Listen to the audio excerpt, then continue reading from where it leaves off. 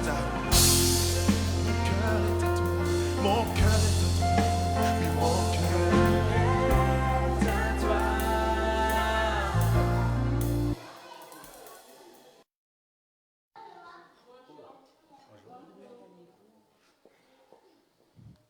Bonjour, prenez place. On va commencer notre culte d'adoration. Nous remercions le Seigneur qui nous a fait grâce ce matin pour être ici, pour l'adorer. Pour commencer avec notre service, l'Assemblée est priée de se lever et on va commencer à lire ensemble le psaume 30.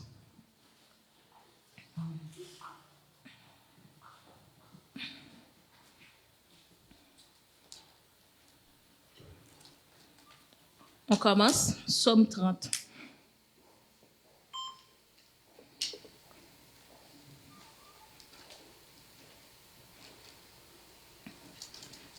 Je t'exalte, ô Éternel, car tu m'as relevé. Tu n'as pas voulu que mes ennemis se réjouissent à mon sujet. Oui, on lit ensemble. Ah, ok, d'accord, désolé. Je pensais qu'on avait la même version.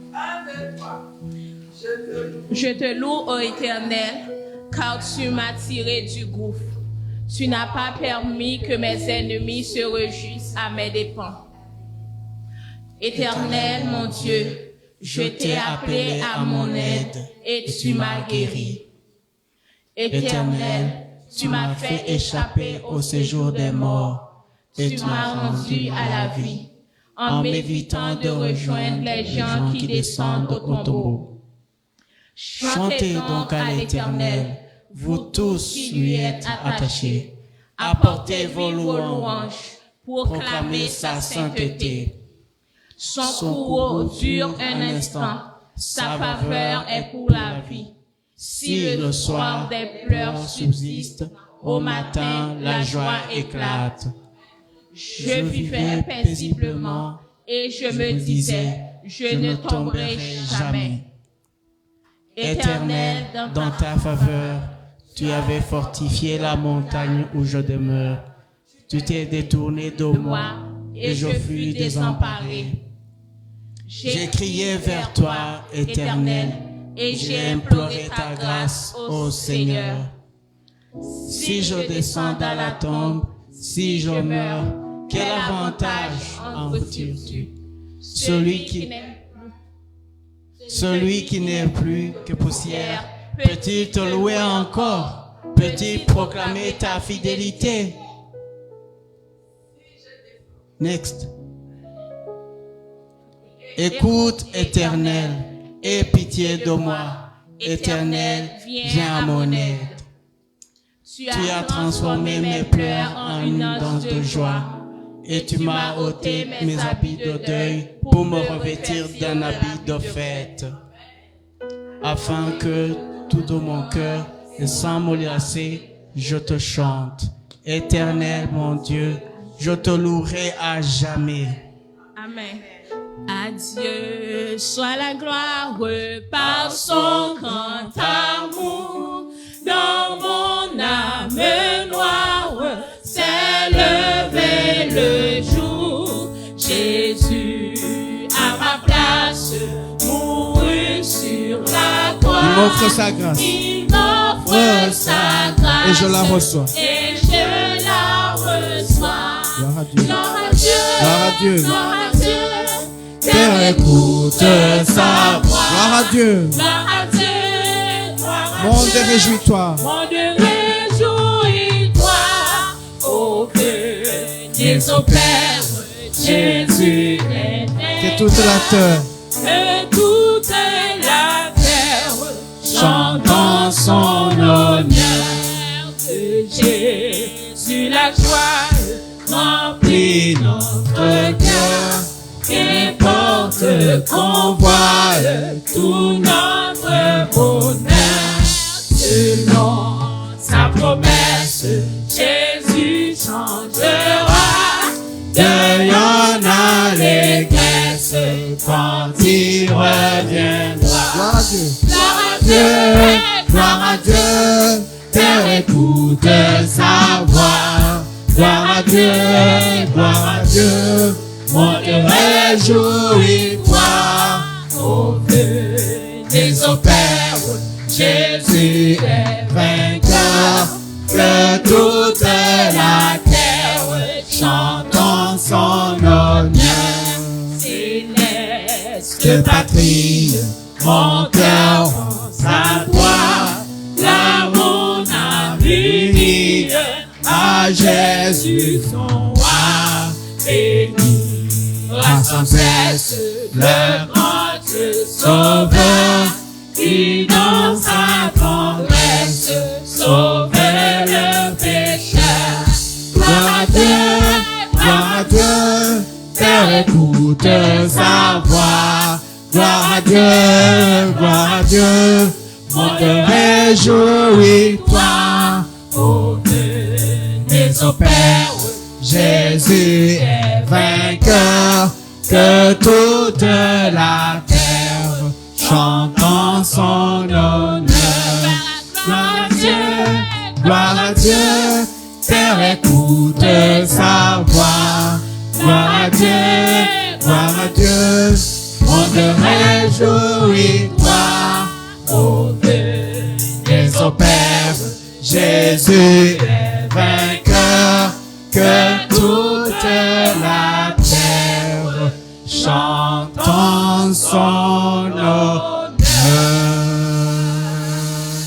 Si quelqu'un acclame. Seigneur, ce matin, nous sommes venus t'adorer. Nous sommes venus te glorifier, Seigneur, parce que tu es bon, parce que tu es saint. Nous sommes venus, Seigneur, chanter gloire. Gloire à ton nom qui est unique. Tu es saint, Seigneur. Tu es bon. Si nous sommes là, Seigneur, si nous sommes vivants, si notre famille est encore debout, c'est parce que, Seigneur, tu es bon. Peu importe les situations, Seigneur, on ne va pas se taire, on ne va pas cesser de chanter ta bonté, parce que, Seigneur, tu es bon. Seigneur, nous te demandons de nous remplir, que ton Esprit Saint soit à l'œuvre ce matin. Nous te demandons de prendre le contrôle du service, de prendre le contrôle du cœur d'adoration, de prendre le contrôle des musiciens, de prendre le contrôle du prédicateur, que tout ce qui va se passer ce matin soit fait pour ta gloire, Seigneur. Ce matin, Seigneur, nous voulons plus de toi. Ce matin, Seigneur, nous voulons une manifestation spéciale de ton Esprit Saint. Ce matin, Seigneur, nous voulons des témoignages. Nous voulons que les malades soient guéris. Nous voulons, Seigneur, des bénédictions ce matin. Nous t'en supplions, manifeste-toi, Seigneur. Manifeste-toi, Seigneur. Manifeste-toi, Seigneur, pour ta gloire et pour ta gloire seule. Nous t'en prions ainsi au nom de ton Fils Jésus-Christ qui vit et qui règne au siècle des siècles. Amen. Bonne adoration dans le Seigneur.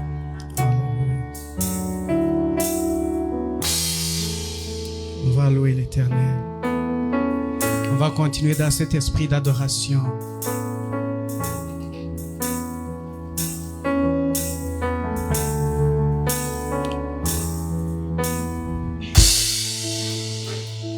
Je vois l'espace qui nous sépare et la montagne insurmontable. La nuit se lève sur mon désespoir. J'appelle en toi quand tout est noir. Dans les ténèbres, ta bienveillance toujours éclaire mon âme en paix. Tout est accompli, tout est accompli, tel qu'il est écrit. Jésus-Christ, mon espérance.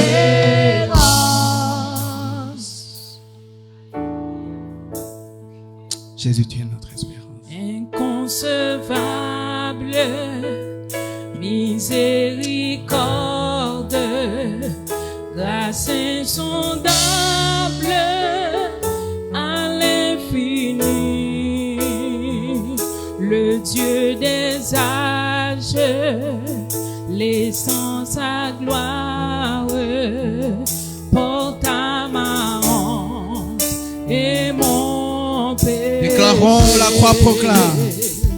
La croix proclame, je suis pardonné. Le roi des rois m'appelle sien. Merveilleuse.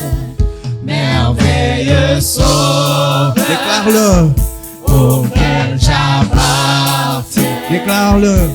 Jésus-Christ, mon esprit. Chantons Alléluia. Alléluia, gloire à mon libérateur. Alléluia, la mort c'est dans sa faveur. Mes chaînes ont été brisées. En son nom je suis sauvé. Jésus-Christ, mon espérance. Oh, tu es notre espérance, Jésus.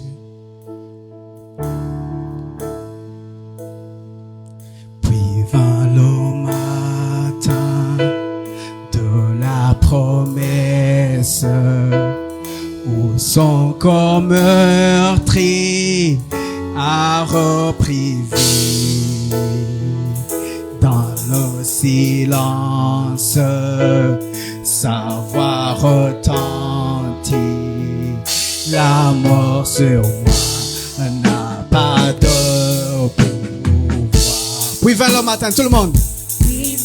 Le matin de la promesse, où son corps meurtri a repris vie. Dans le silence. Dans le silence, sa voix retentit. La mort sur moi n'a pas de pouvoir. Jésus-Christ, à toi la victoire. Alléluia. Alléluia, gloire à mon libérateur. Alléluia, la mort c'est dans sa faveur. Mes chaînes ont été brisées. En son nom je suis sauvé. Jésus-Christ, mon espérance. Chantons Alléluia en anglais cette fois-ci. Hallelujah. Praise the one.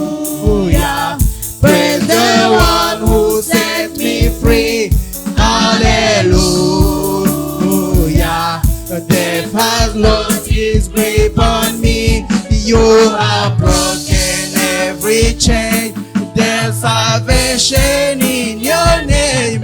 Jesus Christ, my living hope. Chantons Alléluia, gloire à mon libérateur. Alléluia. Sans instrument. Élevez vos voix. Élevez ta voix ce matin. Bénis-le. La mort c'est dans sa faveur. Mes chaînes ont Déclare-le. été brisées. En son nom je suis sauvé. Jésus-Christ, mon est. Allons-y ensemble avec les instruments. Alléluia. Alléluia, gloire à mon libérateur. Alléluia, la mort c'est dans sa faveur. Mes chaînes ont été brisées. En son nom je suis sauvé. Jésus-Christ, mon espérance. Jésus-Christ est mon espérance. Gloire à toi, notre libérateur. Gloire à toi, Jésus. Tu es notre espérance. You are our living hope, Lord. We praise your name. Nous te donnons toute la gloire ce matin. Nous sommes là pour t'honorer, pour te rendre gloire, pour déclarer que nos chaînes ont été brisées, pour déclarer que ta mort n'a pas été en vain, mais que nous sommes les rachetés, que nous sommes là rassemblés en ta présence pour te louer. Nous avons pas venu à être ici, Jésus. Il y a plein de monde qui l'ont souhaité, qui l'ont voulu, qui n'ont pas pu. Nous sommes là, Seigneur, unis de cœur, unis d'esprit, pour te rendre gloire, pour déclarer ce que la croix a fait pour nous. À toi la gloire. Tu es notre libérateur. You are our living hope. Tu es notre raison de vivre, Jésus. À toi la gloire pour l'éternité. Que quelqu'un acclame le Seigneur.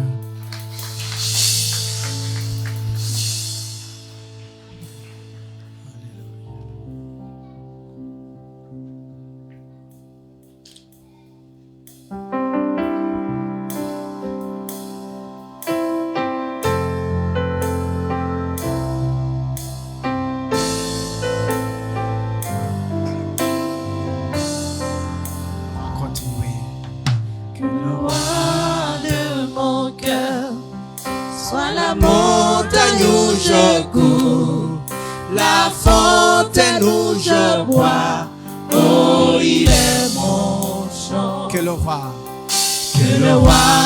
de mon cœur soit l'ombre où je me cache, la rançon pour ma vie, oh, il est mon on va chanter qu'il est bon. Tu es bon. Alléluia. Déclare-le.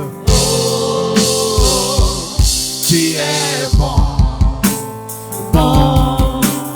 Oh, encore une fois, tu es bon, déclare-le. Tu es bon, bon. Oh.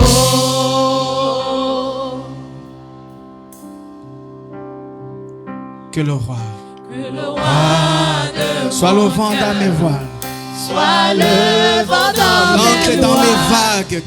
et l'encre dans Oh, il est mon mes chant. vagues. Oh, il est mon Que le roi de mon cœur que le roi de soit le mon feu dans mes veines, soit le feu dans et mes l'écho de mes jours. et l'écho de mes jours. Oh, il est mon Que le roi de mon cœur que le roi soit le de vent dans mes mon voiles, soit le vent dans mes et l'encre dans mes vagues. et l'encre dans mes vagues. Il est mon chant. Oh, il est mon Que le roi de mon cœur que le roi de soit mon le feu cœur soit le feu dans mes et veines l'écho de mes jours. et l'écho de mes jours. Oh, il est Déclare qu'il est bon. tu es bon, bon. Oh, tu es bon, bon. Oh, Encore qu'il est bon. tu es bon, bon. Oh, On va chanter qu'il ne nous abandonnera jamais. Tu vas le déclarer de ta propre bouche. Alléluia. Tu ne m'abandonneras jamais. Tu ne m'abandonneras jamais. Déclare-le. tu ne m'abandonneras jamais. Déclare-le. Tu ne m'abandonneras jamais. Oui, déclare-le encore qu'il ne t'abandonnera pas. Tu ne m'abandonneras jamais. Encore une fois, déclare-le. Tu ne m'abandonneras jamais. Tu ne m'abandonneras jamais.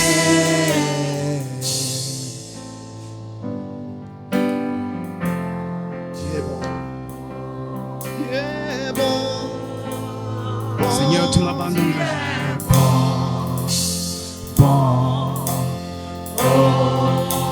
Car tu es bon. Tu es bon, bon. Oh, tu es bon, bon. Oh, Et quand la nuit m'attache et me retient, Dieu est mon soutien. Répète-le. Et quand la nuit m'attache et me retient, Dieu est mon soutien. Dieu est mon soutien. Encore une fois. Quand la nuit m'attache et me retient, Dieu est mon soutien. Dieu est mon soutien. Tu es bon, car tu es bon. Tu es bon. Oh, tu es bon.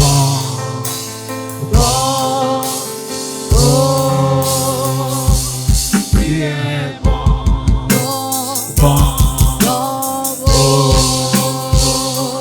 Tu es bon.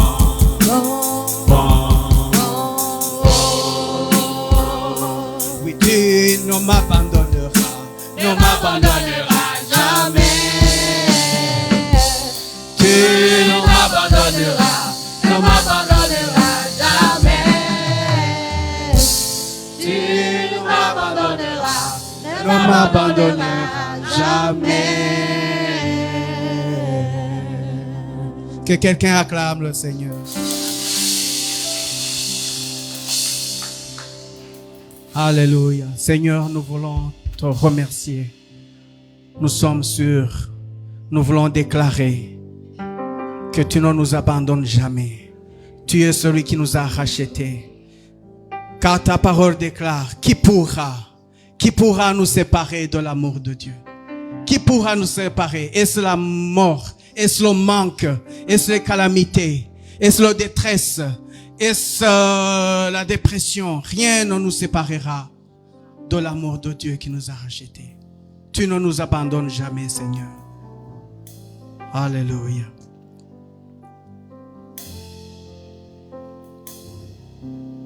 Quelqu'un a-t-il un témoignage ce matin? Quelqu'un veut-il honorer le Seigneur? Quelqu'un a-t-il un signe de reconnaissance de ce que Dieu a fait dans ta vie? Quelqu'un veut-il élever la voix ce matin?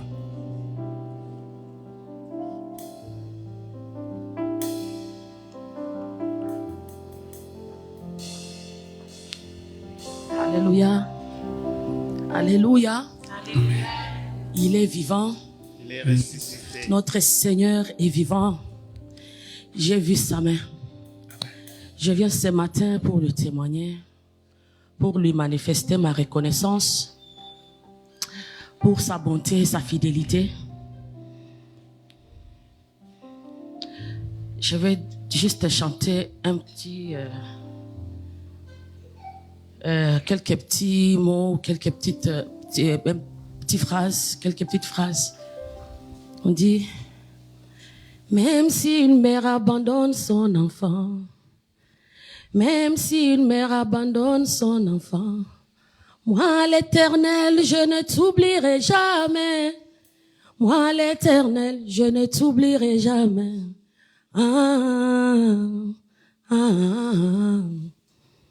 Dans la maladie, je te délivrerai. Alléluia. Amen. Dans les difficultés, je te délivrerai. Ne te soucie pas, non, ne te soucie pas. Je te délivrerai, tu me glorifieras. Je te délivrerai, tu me glorifieras.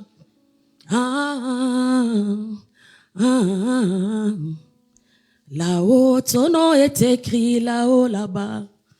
Là-haut, ton nom est écrit, là-haut, là-bas.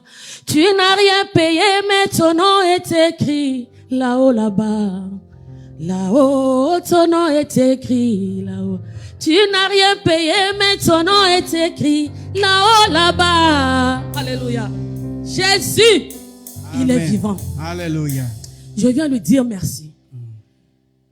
L'année passée, quand j'étais en voyage, je suis revenue. J'étais désemparée. J'étais comme perdue. Mais Dieu m'a conduit dans ces lieux. Tout n'allait pas. Même le travail, comme j'étais un travailleur autonome, je suis revenue, tout était sombre. Je me dis, je ne veux plus aller dans les églises. On m'a dit, j'ai longtemps marché, j'ai tourné en rond, je n'ai rien trouvé. Mais il y a église et église. Dieu m'a conduit en ces lieux.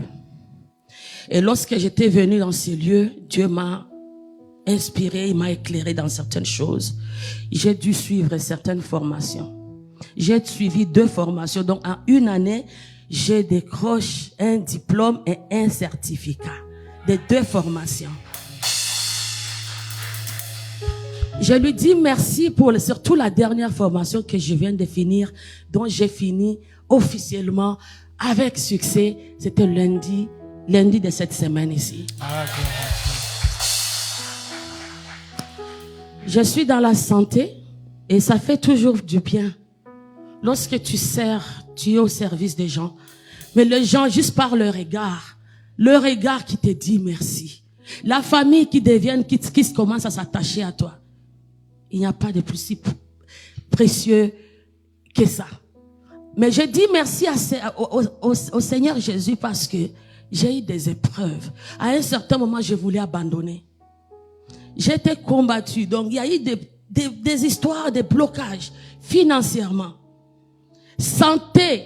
Le diable a dit, bon, comme tu es trop courageuse là, je vais t'attaquer avec la maladie. Mais il est vaincu. Il est vaincu. Jésus-Christ l'a vaincu à la croix. Il faut toujours le rappeler que tu as été vaincu à la croix de Golgotha. Il y a de cela 2000 ans. Amen. Amen. La santé a dérangé, mais je suis là. Et je vais rester là. Je témoignerai la bonté de l'Éternel. Alléluia. Parce que parfois, il me souffle. Il dit, toi, tu es orgueilleuse. Hein? Tu danses toujours.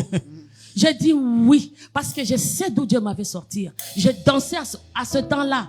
Là-bas. Mais là, maintenant, je danse là. Amen. Amen. Donc, j'ai béni Dieu. Il y a eu aussi le racisme. Moi, en tout cas, hey, Chinekeme, 30 ans. Mais j'ai vécu, c'est quoi? Amen. Le racisme entre les collègues et même envers les enseignants. Mais Dieu m'a montré, tu es là pour un objectif. Et je lui rends grâce pour cela. Amen. Et merci aussi pour l'église parce que, Dieu merci. Dieu m'avait soutenu, avait mis des gens à mes côtés. Lorsque ça n'allait pas, ces gens-là étaient toujours à intercéder pour moi. Que Dieu vous bénisse, mes bien-aimés. Amen. Amen. Merci, sœur Liliane. Je voudrais qu'on se lève. Elle a dit, avant je dansais sans raison, mais maintenant on va danser avec raison. Alléluia. On va danser pour notre roi. On va se réjouir dans le Seigneur.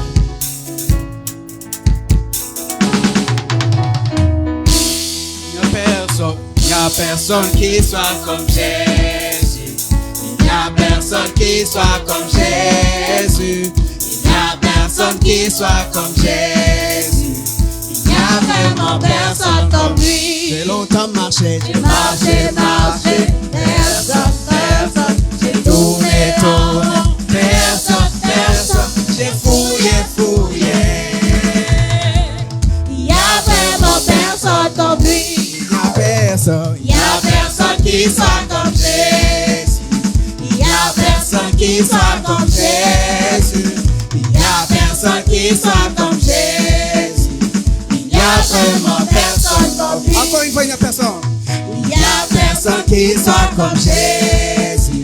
Il n'y a personne qui soit comme Jésus. Il n'y a personne qui soit comme Jésus. Il n'y a personne qui soit comme lui. J'ai longtemps marché, j'ai marché. Personne. J'ai tourné en rond, Personne. J'ai fouillé. Il y a vraiment personne comme lui. Il est le roi. Il est le roi des rois, le Seigneur des seigneurs. Son nom est Jésus. Il est le roi. Il est le roi. Il est le roi encore. des rois, le Seigneur des seigneurs. Son nom est Jésus, Jésus, Jésus. Oh, il est le roi, il est le roi des rois, le Seigneur des seigneurs. Son nom est Jésus, Jésus, Jésus. Oh, il est le roi. Comment ne pas te louer? Comment ne pas te louer? Comment ne pas te louer? Seigneur Jésus. Comment ne pas te louer? Comment ne pas te louer? Comment ne pas te louer? Seigneur Jésus. Quand je regarde autour de moi, je vois mes frères. Alors j'écris, Seigneur, béni. Comment ne pas te louer? Seigneur Jésus. Comment ne pas te louer? Comment ne pas te louer? Comment ne pas te louer? Seigneur Jésus. Quand je regarde autour de moi, je vois mes sœurs. Alors j'écris, merci Seigneur. Comment ne Pas te louer? Seigneur Jésus. Comment ne pas te louer? Comment ne pas te louer? Comment ne pas te louer? Seigneur Jésus. Alléluia. Gloire à Dieu. Merci Seigneur. Merci Seigneur. Merci Église.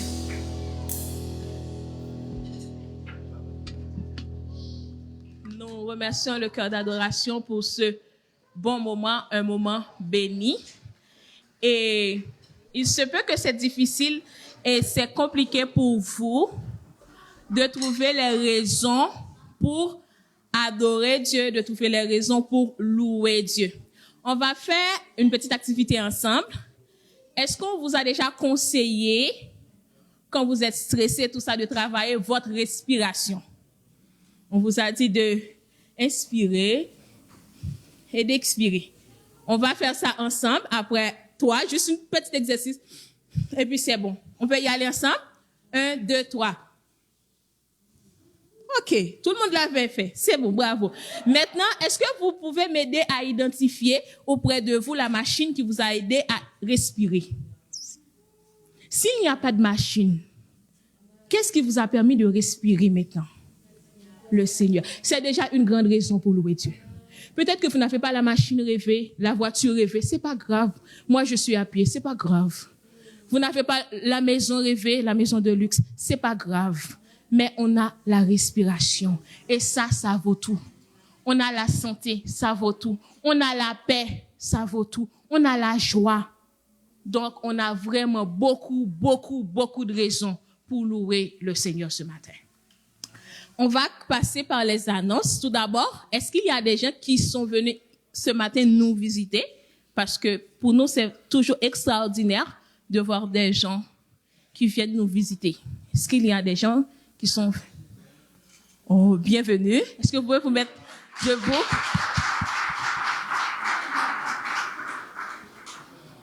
Bienvenue, Joanne.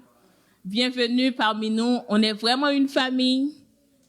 Et on souhaite vraiment que ce n'est pas la dernière fois et vous serez toujours la bienvenue parmi nous. OK, maintenant, on va collecter les offrandes. Vous avez plusieurs façons pour donner. Vous pouvez donner en ligne, vous pouvez donner par chèque ou en argent comptant. Moi, je vous encourage toujours à donner parce qu'il y a vraiment beaucoup de bénédictions quand vous semez dans la maison du Seigneur. On attend notre sœur qui va passer pour collecter les offrandes.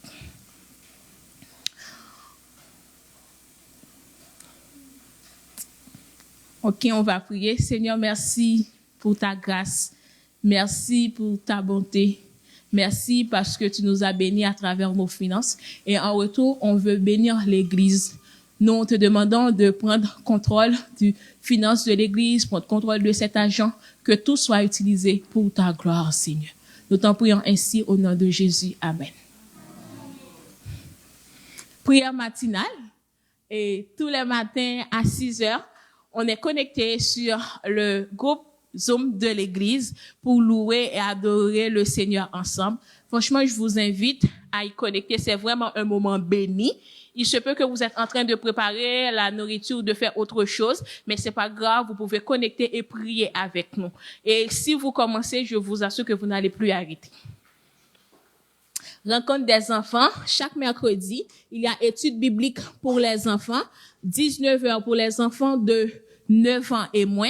Et 19h30 pour les enfants de 10 ans et plus. Franchement, on encourage les parents à connecter pour les enfants parce que c'est utile. La croissance des enfants n'est que sur le plan développemental par rapport à les muscles, tout ça. C'est vraiment important que les enfants croissent aussi au niveau de leur foi spirituelle. Études bibliques tous les jeudis à 19h. C'est vraiment un moment béni. Je pense que la prochaine fois, j'aurai plus à vous dire parce qu'à partir de cette semaine, je vais commencer à connecter. Donc, je vous encourage à commencer avec moi cette semaine. À 19h, on va participer à l'étude biblique de l'Église. Ça, je pense que Alice serait mieux pour faire passer cette annonce.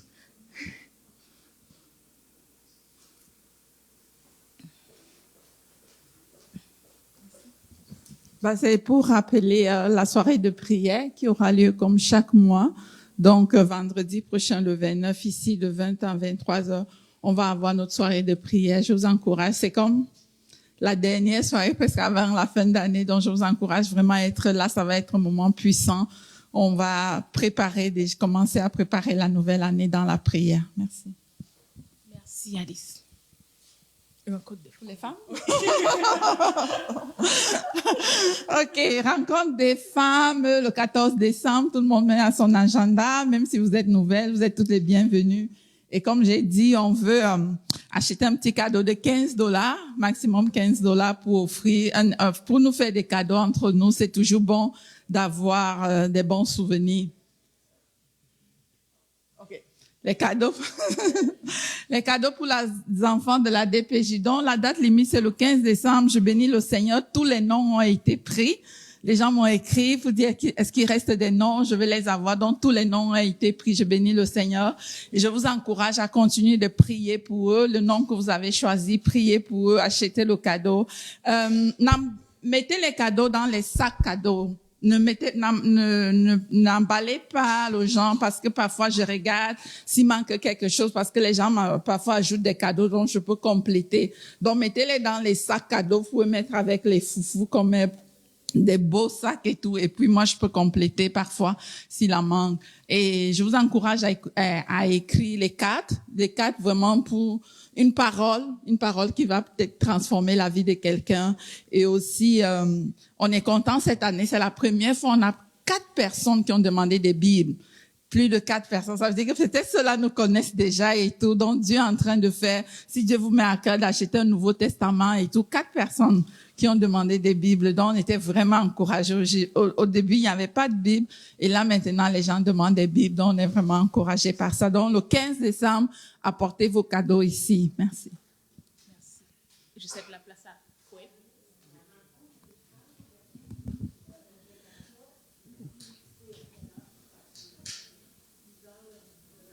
Oui. Bonjour tout le monde. Dimanche dernier, on avait fait l'annonce pour les vêtements d'hiver. Donc, vêtements, les bottes d'hiver, les gants, chapeaux et tout ça. Donc, si vous avez apporté des vêtements d'hiver aujourd'hui, et si vous en voulez, parce que on veut donner, mais on veut aussi que ça ne reste pas longtemps avec nous. Donc, vous pouvez voir Grâce, Espérance, mais je pense que ça va être dans la salle d'en haut. Donc, si vous avez des vêtements d'hiver ou si vous voulez jeter un coup d'œil, soit prendre pour vous-même ou vous savez que quelqu'un, un enfant que vous connaissez pourra en bénéficier, prenez-en et puis que tout soit fait donc pour l'amour de chacun. Parce que nous voulons nous assurer que, comme certains d'entre vous, vous avez levé votre main, c'est votre premier hiver cette année au Canada. que si vous trouvez quelque chose que vous pouvez utiliser, donc ça nous ferait beaucoup plaisir. Merci beaucoup. Merci, Gwen. Est-ce qu'il y a d'autres annonces? C'est tout. Donc,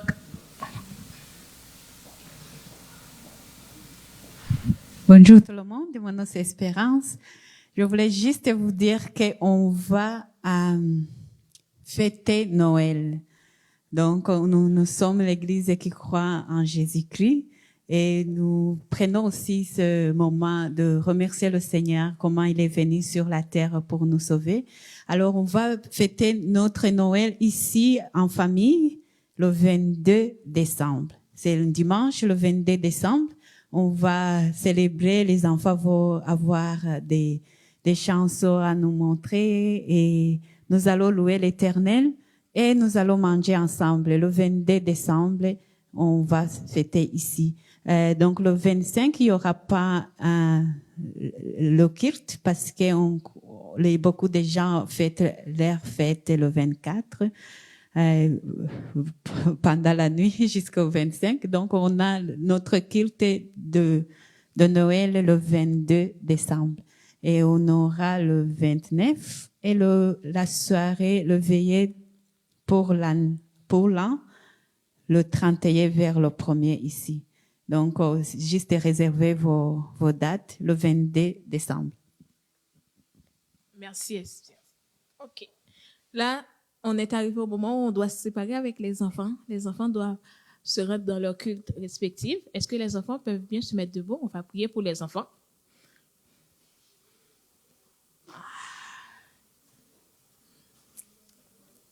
Seigneur, merci d'avoir béni les familles de l'Église.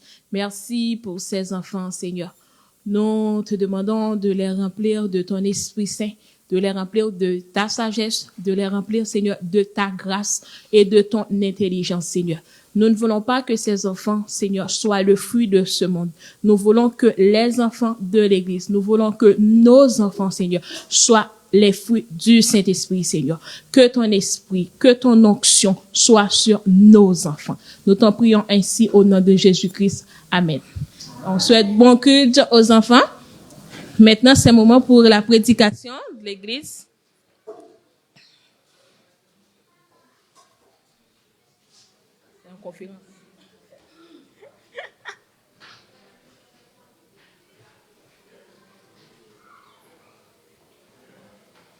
Pour la prédication, je vais céder la place à notre frère Yves.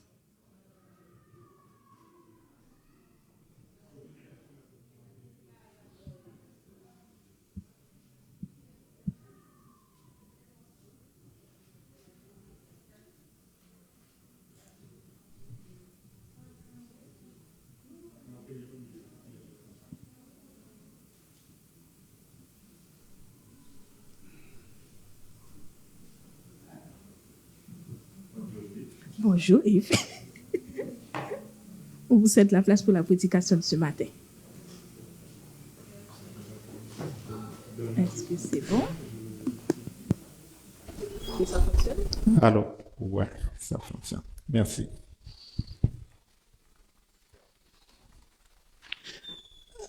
OK.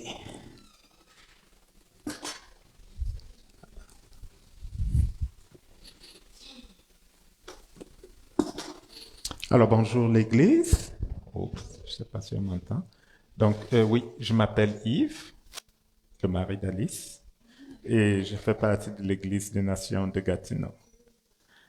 Alors, je voulais déjà souhaiter la bienvenue à Pai, Elena et Haina. Donc, ce sont des jeunes filles... Alors, peut-être quelques-uns parmi vous savent qu'on accueille chez nous, Alice, les enfants et moi, des étudiants internationaux qui veulent apprendre l'anglais. Nous, on habite du côté de l'Ontario. Donc, Aina est avec nous jusqu'à la fin de l'année scolaire. Mais à un certain moment aussi, pendant une semaine, on avait accueilli Pai et Elena. Donc, Elena and Aina are from Italy. Elles viennent de l'Italie. Et Pai vient de la Thaïlande. Donc, c'est elles qui ont voulu venir à l'église ce matin. Alors, on était très contents de les avoir avec vous. Donc, welcome. OK, donc, alors, vous me demandez à quoi servent ces chaises oranges. Les enfants aussi me l'ont demandé. J'ai dit aux enfants, depuis qu'on a acheté ces chaises, elles n'ont jamais été à l'église. C'est l'occasion pour elles d'aller à l'église aujourd'hui. Elles vont être bénies. OK. Alors, Joël m'a dit que tu blagues, papa. Non, je blague pas. Elles n'ont jamais été à l'église. Est-ce que vous les avez déjà vues ici? Non, c'est ça. Donc, il faut les accueillir, OK? Donc, alors, c'est l'histoire d'un billet de $100 qui, oui, un billet de $100 qui, à la fin des temps, même l'argent aussi se déplace pour savoir s'il doit aller au ciel ou pas. Alors, 25 cents arrivent et on accueille 25 cents avec beaucoup d'enthousiasme. 10 cents arrivent, on est content, on se lève pour accueillir 10 cents. 5 cents arrivent, ouh, c'est la cohue partout. Tout le monde dit, waouh, 5 cents est là. $1 arrive, on est content, on accueille $1. $2, on est content, on accueille $2. Et puis, $20 arrive, on est content, on accueille $20. Et puis, $100 se présente. Il n'y a pas beaucoup d'applaudissements. Et puis, quelqu'un dit, on n'est pas sûr que toi, tu dois en crier parce que toi, on t'a rarement vu à l'église. On a vu 25 cents très souvent. On a vu $1 très souvent. $5 était aussi souvent là. $10, on le voyait. $20 de temps en temps, mais on le voyait quand même. Mais $100, on a rarement vu $100 à l'église. Donc, vous n'allez pas dire à ces chaises que vous les avez rarement vues, jamais du tout. Elles sont là ce matin. Alors, donc, disons que ce que je voulais faire ce matin, c'est sortir un peu des chemins battus et essayer de faire différemment. Et on va essayer ça cette semaine et la semaine prochaine, et puis on verra après. Si c'est quelque chose d'intéressant, on va le reproduire. Donc, au lieu d'être un enseignement, ça va être un entretien, un moment avec quelqu'un parmi nous qui n'a pas l'occasion de nous donner son témoignage. Alors, j'ai envoyé un très grand nombre de questions à la personne cette semaine. Elle a répondu, mais on va passer en revue quelques-unes de ces questions. Alors, je vais inviter mon frère Jude. Ici, Jude Dimanche.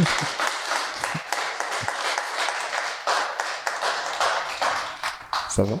Ça va très bien. OK. Tu peux t'asseoir? Ça fonctionne? Oui, je pense que oui. Je bénis la chaise. Alors, bonjour Jude. Bonjour Yves. Comment vas-tu? Super, très bien, merci. OK. T'es pas stressé, hein? Ben, il y a toujours du stress quand on fait quelque chose pour la première fois. OK. Mais avec le concours de Dieu, je vais pouvoir y arriver. OK, on va prier pour toi. Seigneur, on bénit notre frère Jude, on bénit ce temps et ce que tu as déposé sur son cœur. Et avec ton concours, Seigneur, on te remercie parce que ce qu'il nous partagera nous bénira parce que ça vient de toi, Seigneur, et de sa vie, son expérience avec toi. Au nom de Jésus. Amen. Amen. OK. Je ne sais pas si tu les vois, mais les anges sont là pour t'aider à répondre. Amen. Donc, pas de pression. Alors, donc, Jude, j'ai pensé que ce serait bien d'avoir ton témoignage sur la persévérance. Donc, parler de la persévérance dans ta vie. Je vais faire une série de deux entrevues comme ça. Je commence par toi cette semaine. Pour la semaine prochaine, c'est un suspense. Donc, peut-être déjà, est-ce que tu peux nous dire brièvement qui tu es? Oui, c'est ça. Ben, en fait, mon nom c'est Jude Dimanche, mais je peux être lundi, mardi, dimanche comme mercredi. aujourd'hui. Donc, mon nom de famille c'est Dimanche et mon prénom c'est Jude. Je suis originaire d'Haïti. Je viens d'une fratrie de 6 personnes, 6 enfants. Je suis le second. Il y a deux garçons et 4 filles. Moi, je suis le premier garçon. Je suis ici au Canada depuis septembre 2022. J'avais préalablement étudié ici au Canada. Après, j'étais retourné en Haïti pour travailler. J'ai une maîtrise en agroéconomie. J'ai travaillé pendant plus de 12 ans dans ce domaine. Et je suis chrétien, c'est ça, je pense que c'est le plus important.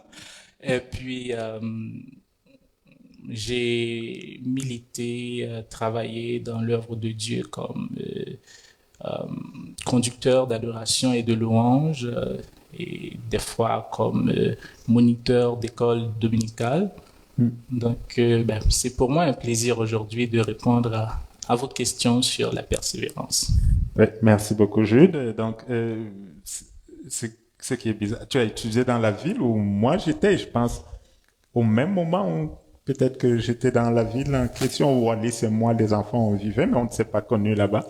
Donc, il a fallu qu'on se rencontre ici. Donc, il a étudié à Québec, à l'Université Laval. J'ai aussi été à l'Université Laval, Alice y a été.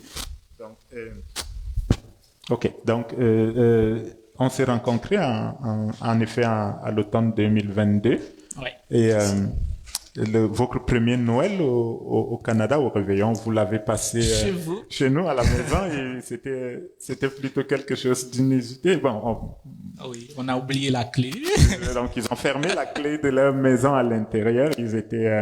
Ils sont restés bloqués à l'extérieur et nous, on a été contents de les avoir justement pour toute la nuit.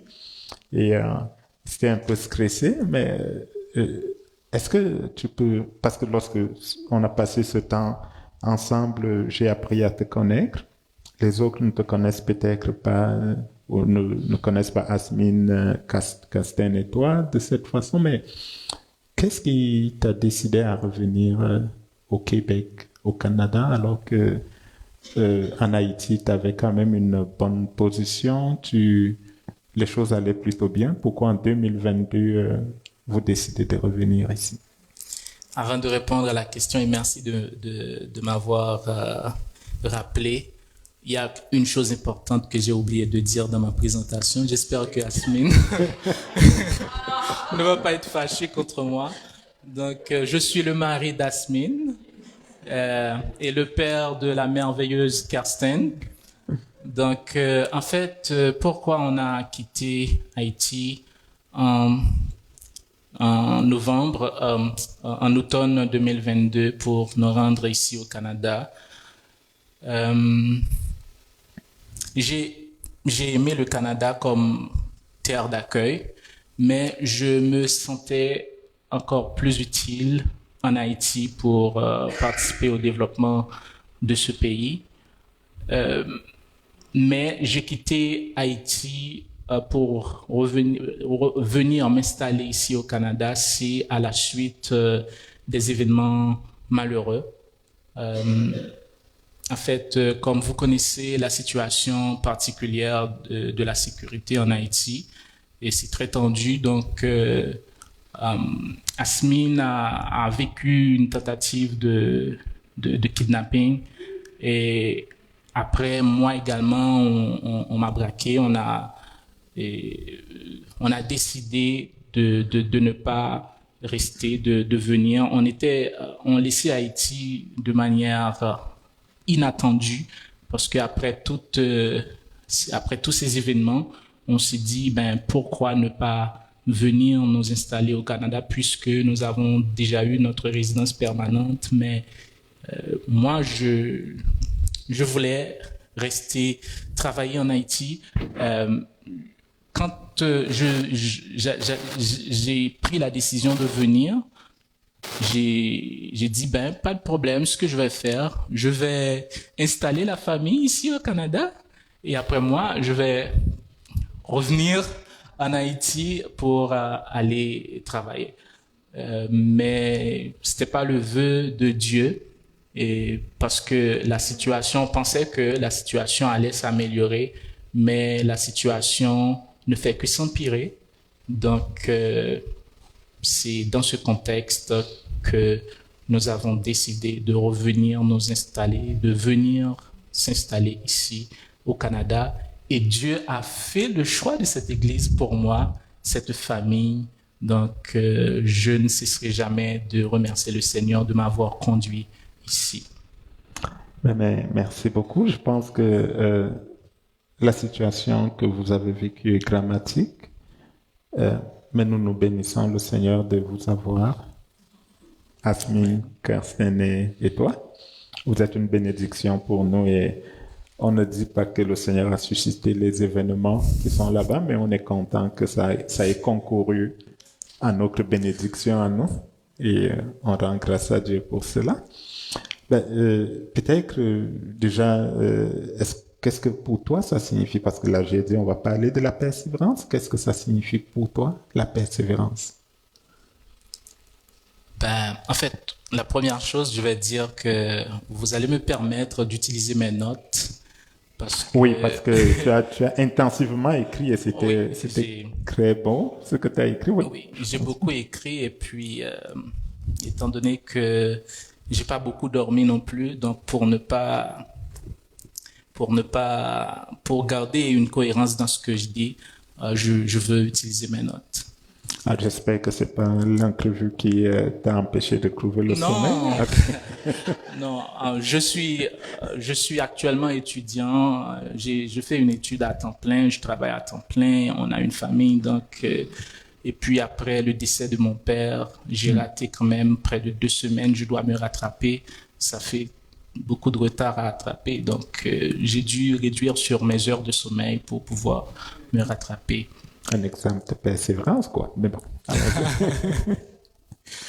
Oui, ben, en fait, pour moi, c'est quoi la persévérance? Pour moi, je pense que la persévérance, c'est cette force qui me permet de continuer, de surmonter les obstacles pour pouvoir atteindre mes objectifs.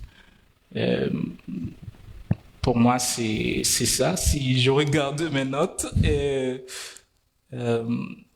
c'est poursuivre mes objectifs malgré les obstacles. Mais est-ce que tu as un exemple précis d'une situation où tu as dû persévérer? En fait, si je prends ma situation, je vais parler de la situation, de ma situation familiale. Quand j'avais 12, je me rappelle pas encore bien, 12 ou 14 ans, la maison de mes parents, dans cette maison, il se trouvait une boutique et aussi mon père qui était tailleur. Il y avait son atelier de couture dans la maison et puis la boutique était dans la maison. Et il y a eu un incendie qui s'est éclaté et la maison a été détruite complètement. Et c'était les principales sources de revenus pour nous. Et quand je grandissais, et je voyais que c'est comme ma vie était quand même pas mal bien tracée. Avant ça, je pense que je n'aurais pas à avoir de difficultés pour poursuivre mes études, tout ça. Mais ce soir-là, tout a été changé, les rêves ont été brisés. Je ne pensais pas que j'allais pouvoir terminer mes études, voire de pouvoir effectuer des études universitaires. Et j'ai dû surmonter beaucoup d'obstacles. Étudier sans avec la sensation de faim, ne pas pouvoir trouver de l'argent pour payer le transport pour aller à l'école, faire le transport à pied pour ceux qui... en fait, chez moi, lorsque j'ai été à Port-au-Prince, il n'y avait pas mes parents avec moi.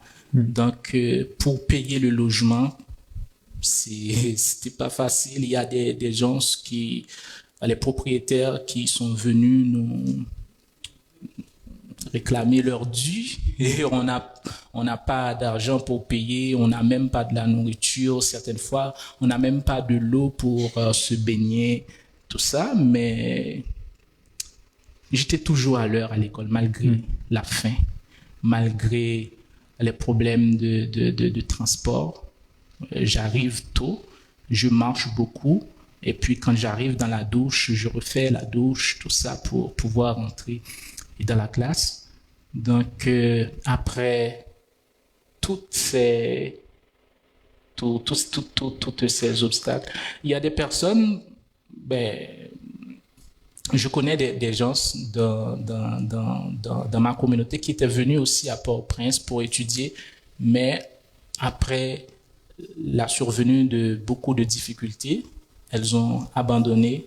Mais moi, j'avais continué. Et j'étais toujours parmi les premiers. Dieu m'a fait grâce, toujours parmi les premiers. Pour ne pas dire toujours premier, mais ouais, malgré cette situation, j'étais toujours premier de ma classe. Et Dieu a fait grâce. Après mes études classiques, j'ai pu obtenir une bourse d'excellence. Et cette bourse a ouvert beaucoup de portes pour moi.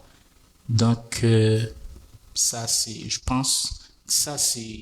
fait partie d'un exemple de situation où tu as dû persévérer. Ça m'amène justement à poser une autre question parce que l'exemple que tu as pris te renvoie à ton enfance. Tu avais 12, 14 ans, comme tu l'as dit, et ça doit être une situation extrêmement difficile, étant donné que j'imagine en Haïti, c'est pas commun d'avoir une assurance pour sa maison et pour tout le reste.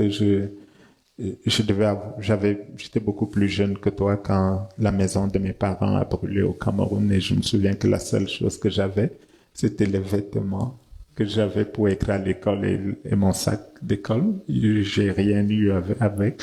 Et il y a eu un avant et un après. Ma maman, depuis, est tombée malade et jusqu'aujourd'hui, elle n'a pas été guérie de cette maladie alors que ça fait plus que 40 ans que c'est arrivé. Donc, je comprends un peu ta situation, mais ça m'amène à te poser cette question. Est-ce que tu penses que la persévérance est innée parce que tu n'avais que 12, 14 ans ou est-ce que c'est quelque chose qui, quand on reçoit le Seigneur, on reçoit la persévérance comme un don de l'esprit ou c'est, d'après toi, quelque chose qui se cultive, qui se travaille avec le temps, situation? Qu'est-ce que tu en penses? Sans ombre de doute, comme je l'avais écrit, je pense que la persévérance n'est vraiment pas innée. C'est pas quelque chose d'inné. Elle se forge à travers les épreuves et les choix que nous faisons face aux difficultés. Accepter Christ peut être une étape, je dirais, transformative, mais elle ne rend pas automatiquement une personne persévérante. En effet, je pourrais dire que les premiers jours de cette expérience spirituelle peuvent être, je dirais, euphoriques. Et on peut sentir un certain envie on peut se sentir très fort, pouvoir capable de faire tout, et puis avancer. Mais la persévérance va se développer, c'est vraiment quand on fait face à de la difficulté. Par exemple, pour un chrétien, c'est comme quand on va devoir laisser certaines habitudes. On va devoir subir les moqueries de nos camarades. On va devoir faire face à des manques. Et puis là, on va pouvoir vraiment développer la persévérance. Donc, la persévérance, c'est vraiment pas quelque chose qui est inné, mais ça se développe. Et dans les moments d'épreuve, de difficulté, quand on ne baisse pas les bras devant ces moments de difficulté, c'est alors c'est à travers ces épreuves, étapes ou des circonstances qu'on va pouvoir développer la persévérance. Ma fille qui est là, elle n'a que 15 ans et je ne sais pas si elle a déjà eu des épreuves dans sa vie. Est-ce qu'il faut qu'on prie pour que des épreuves tombent sur elle pour que ça persévère? Non, je blague. Non, ok, non. Tu n'as pas à y répondre. Non, j'allais répondre.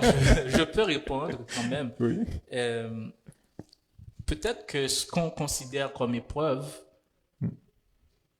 c'est différent. Si tu la poses la question, est-ce qu'elle a des épreuves? Ah oui, je pense maintenant. Quand je lui enlève son téléphone, ça doit être une épreuve. Ça pourrait être une épreuve. Okay.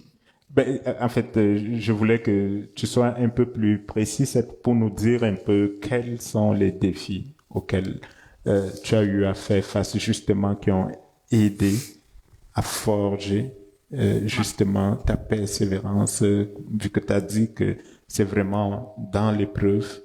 C'est pas avant l'épreuve qu'on persévère, c'est dans l'épreuve et après l'épreuve qu'on grandit et qu'on acquiert vraiment la capacité d'endurer. Est-ce que tu peux nous donner quelques exemples? Quels sont les défis auxquels tu as fait face? Tu nous en as déjà parlé de cela, mais on pense que il y en a probablement d'autres.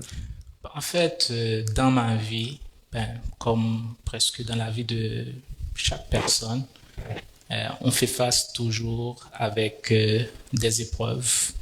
Donc, c'est la façon dont on va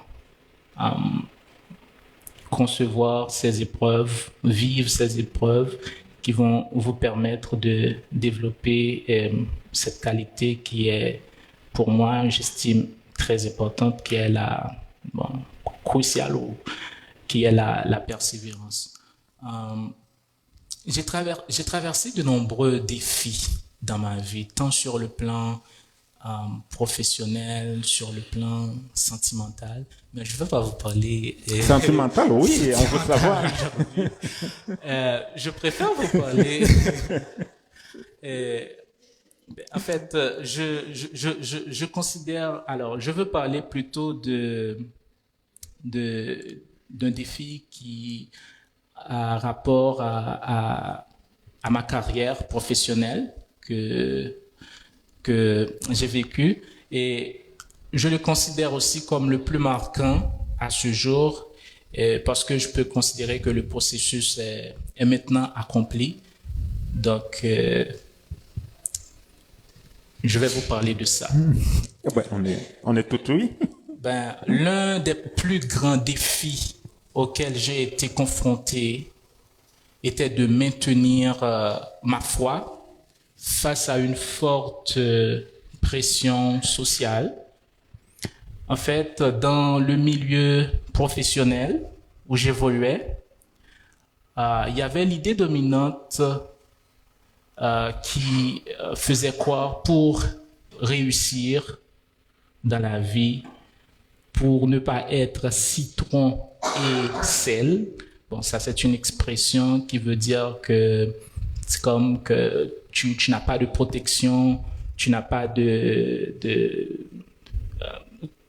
on peut faire ce qu'on veut avec toi. Pour évoluer, pour pouvoir prospérer, il faut chercher à avoir une protection. C'est comme la protection de Dieu pour moi, ne suffisait pas. C'est ce on essayait de me faire comprendre. Et que je devais adhérer à certaines pratiques influentes, comme l'intégration des loges maçonniques, pour pouvoir me protéger, pour pouvoir prospérer, et pour pouvoir assurer une carrière brillante. Il faut peut-être expliquer pour certains ici que dans certains pays, l'administration, la haute direction, justement fait partie de ces cercles fermés. Là, on entend les loges maçonniques, la Rose-Croix et autres, et habituellement, dans certains pays, pour obtenir un poste important, il faut faire partie justement de ces cercles-là. Est-ce que c'est bien de ça dont tu parles? Ouais, c'est bien de ça que je parle. Et surtout, bon, je ne sais pas, mais comme mon environnement professionnel, c'était c'était multidisciplinaire quand même, mais majoritairement des agronomes, et également mes professeurs, quand ils voient, j'étais brillant. Et quand on te voit brillant, on commence par essayer de te canaliser par rapport à toi, tu es brillant, mais tu dois te protéger. C'est comme ma foi en Jésus ne pouvait pas me protéger. Il y avait beaucoup de pression par rapport à ça. Et ils insinuent que ma foi ne suffirait pas à me protéger. Malgré cette pression, oui. Vas-y. J'ai choisi de rester ferme dans ma foi. Je me suis appuyé sur mes convictions et sur ma confiance en Dieu pour refuser de subir ses influences.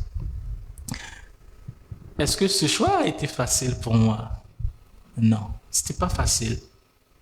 C'était pas facile parce que à chaque fois qu'on rencontre les gens, mes collègues, mes supérieurs qui prétendent m'aimer, donc vouloir me protéger, et ils me donnent des exemples des choses qui se passent vraiment dans la communauté, des jeunes qui étaient brillants, des vécus, des choses que je connais aussi, des personnes qui étaient très brillantes, qui commençaient à avancer dans la société et qui, pour une raison, pour une autre, ont subi des morts inexpliquées, des tragédies. Donc, en regardant ça, vraiment, ça, c'est la réalité autour de moi. Donc, c'était pas facile pour moi. C'était pas facile. Mais il s'est avéré essentiel que je reste aligné sur mes convictions et sur ma foi en Dieu. Avec le temps, comme je le disais, j'ai accumulé plus de 12 ans d'expérience et je faisais partie je dirais de la haute direction. Je suis dans les rencontres avec les ministres, dans les rencontres avec les premiers ministres. C'est juste pour dire que j'étais dans les sphères élevées, mais j'ai pas compromis. C'est avec ma foi en Dieu. Dieu m'a protégé et j'ai pas compromis ma foi. J'ai pas cédé à ces influences. Donc, Dieu, c'est juste pour dire que, parce que l'une des prières que j'ai l'habitude de faire aussi, c'est de dire, Seigneur, on dit que pour réussir, il faut rentrer dans ces cercles, de faire ceci ou de faire cela. Moi, je m'appuie sur toi. Et toi, tu vas me faire réussir et ce sera la gloire pour ton nom. Et je suis content aujourd'hui de pouvoir témoigner la gloire de Dieu qui ne m'a pas permis de succomber à ces influences et aussi qui m'a permis de monter dans les échelons. Et l'une des raisons pour laquelle je ne voulais pas venir ici, parce que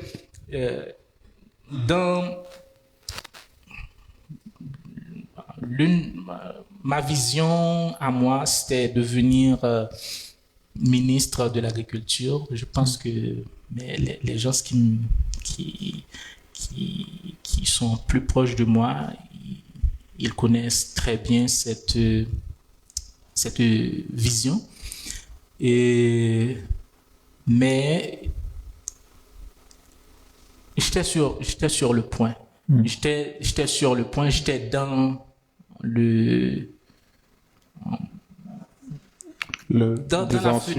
sur la voie, sur les rails, pour le chemin vers ça. Mais ouais. Est-ce que le Seigneur t'a dit qu'il en a fini avec toi ou... Non, le Seigneur ne m'a rien dit. Okay.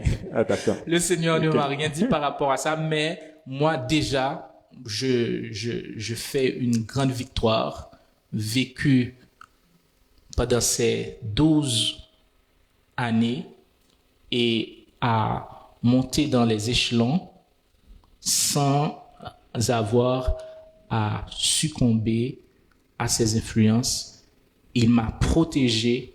J'ai jamais eu aucun incident malheureux comme tomber malade ou quoi que ce soit. Dieu m'a protégé. Dieu m'a protégé. Donc Amen. Merci. C'est très important. Alors, ça aurait été facile pour toi, peut-être, ou pour quelques-uns, ça aurait trouvé plus facile d'adhérer à ces loges-là. Ça me fait penser à l'histoire qu'un pasteur m'a raconté. Elle m'a fait rire. Peut-être Gwen va l'aimer. Alors, c'est l'histoire d'une chrétienne qui, on lui a dit que la réalité, c'est qu'au nom de Jésus, tout genou fléchit et toute langue confesse que Dieu est Seigneur. Alors, elle voit un démon derrière, elle voit quelqu'un qui est démoniaque s'avancer vers elle. Elle dit, au nom de Jésus, je t'ordonne de t'agenouiller. Alors, la personne fait un pas de plus, elle élève la voix, au nom de Jésus, je t'ordonne de t'agenouiller. La personne fait 2 pas vers elle, elle dit, au nom de Jésus, je t'ordonne de t'agenouiller. La personne fait un autre pas, elle dit, je dis bien qu'au nom le pas suivant que la personne a fait, la chrétienne a fait plusieurs pas, a fui. Donc, ça m'amène à te poser la question, dans tes difficultés, dans tes problèmes, comment est-ce que tu trouves la motivation malgré les obstacles pour continuer à avancer? Est-ce que tu as quelques clés que tu peux partager avec nous?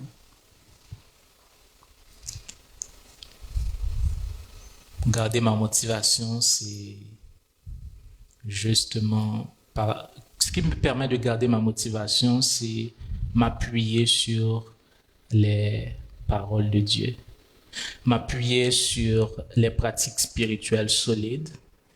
Et bon, comme je dis parole de Dieu, c'est l'inspiration tirée des récits bibliques. Et aussi en mettant en place des disciplines personnelles qui me permettent de nourrir ma foi et aussi d'avoir une belle résilience. La première chose clé, je pense que c'est le fait de m'entourer des croyants, des personnes qui partagent ma foi. Ouais.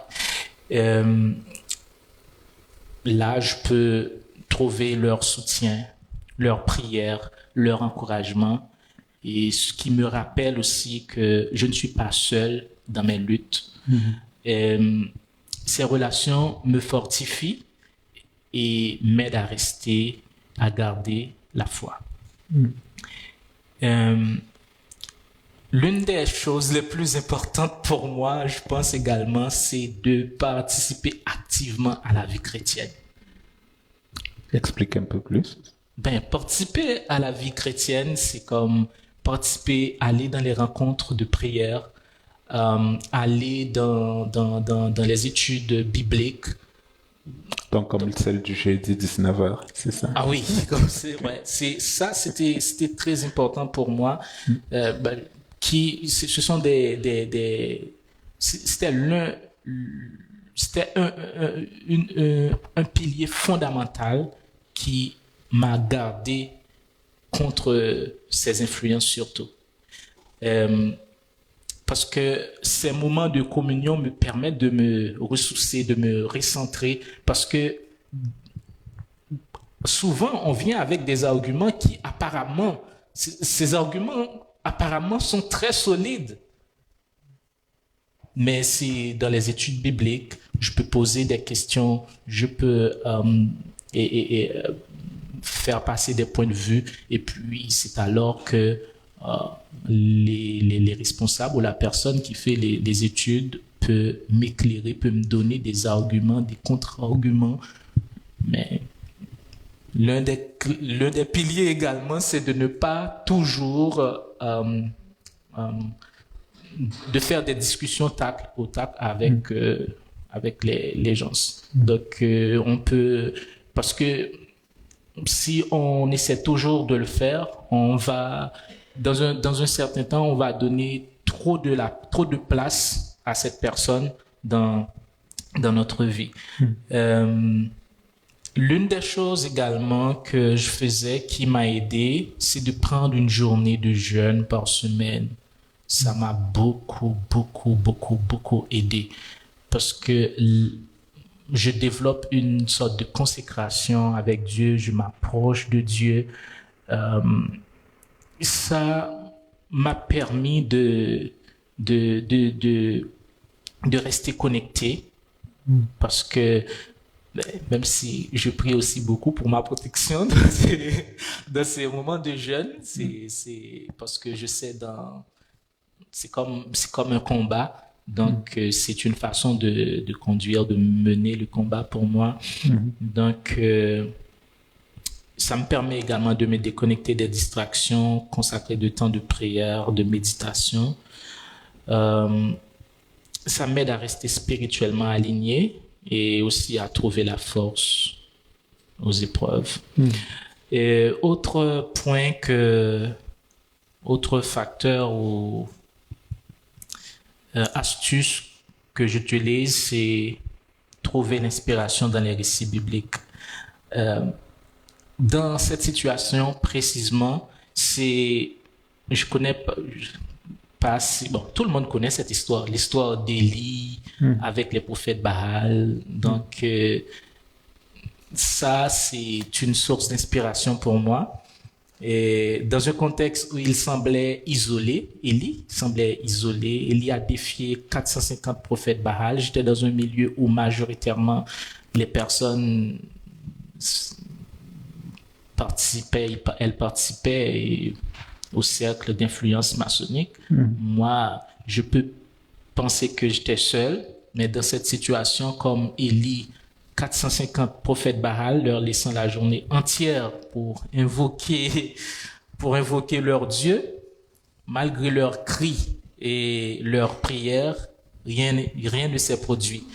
Élie, quant à lui, a construit un autel pour l'Éternel, l'a arrosé d'eau jusqu'à saturation et a prié avec foi. Dieu a répondu par un feu spectaculaire, prouvant sa puissance et sa souveraineté. Ce récit-là me rappelle que même lorsque je me sens acculé, je me sens seul, Dieu agit toujours de manière décisive pour ceux qui le cherchent, pour ceux qui lui font confiance. Donc, je devais faire confiance à Dieu en regardant cette situation. Je me mets dans ma tête, c'est comme il y a l'hôtel, là où ces gens-là essaient de faire leurs activités, et moi, je viens vers Dieu, je crie et Dieu me protège parmi tout ce qu'on pouvait faire, parce que, je ne sais pas, mais tout ce qu'on pouvait faire contre moi, Dieu était là avec moi pour me protéger et ne pas tomber dans leur piège. C'est une trouver des situations dans la Bible, des récits dans la Bible qui s'apparentent à notre situation. Ça va nous permettre de garder la motivation d'avancer. Ben, construire un environnement spirituel fort, ça s'apparente également avec tout ce que je disais. C'est inclut la prière régulière, la lecture des Écritures, la recherche des témoignages des personnes qui ont vécu la même chose que moi. Donc, je n'étais pas la seule personne à vivre ça. J'ai rencontré un pasteur de mon église qui m'a parlé comment il a subi ses influences également, et il m'a donné des principes, des façons de vivre pour ne pas tomber dans leur piège. Donc, tout ça me motive parce que je vois qu'il y a d'autres personnes qui ont vécu, qui ont passé par là. Donc, si ces personnes ont passé, elles ont réussi. Donc, moi également, je peux réussir. Donc, ça m'a permis de garder ma motivation. Mais j'imagine quand même qu'il y a des moments où tu as eu envie, tu as envisagé d'abandonner. Est-ce que c'est arrivé? Et puis, si c'est arrivé, qu'est-ce qui justement t'a poussé à continuer, à tenir ferme? Je dois être honnête. Oui, certainement. On espère. Non, mais je le suis. Je le suis. Certaines fois, l'idée d'y aller passe par ma tête, mais je me ressaisis rapidement. Et je sais pourquoi j'avais commencé, les objectifs que je m'étais fixé.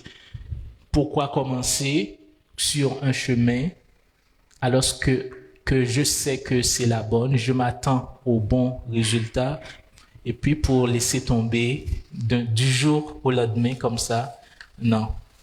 Donc, j'ai...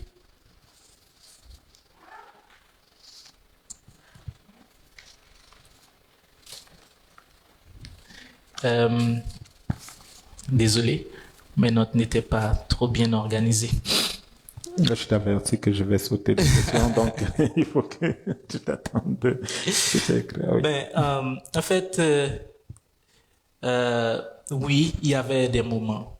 Il y avait des moments comme je t'avais dit que l'idée d'abandonner me traverse parfois l'esprit, mais je reste fixé sur les retombées positives de l'atteinte de mes objectifs et de la satisfaction de surmonter les défis.